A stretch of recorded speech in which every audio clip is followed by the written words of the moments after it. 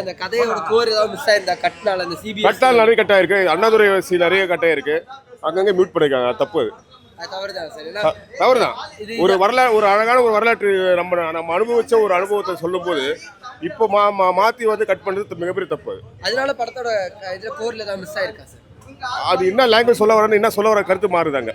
நல்லா இருந்துச்சு. அந்த சொல்ல வந்த கருத்தை கிளியரா சொல்லிட்டாங்களா? ஏதாவது உங்களுக்கு இது இருந்தது? இல்லை எல்லாமே கிளியரா பக்காவா இருந்துச்சு. எல்லாருக்கும் புரியுற மாதிரி கரெக்டா இருந்துச்சு. Okay ma'am.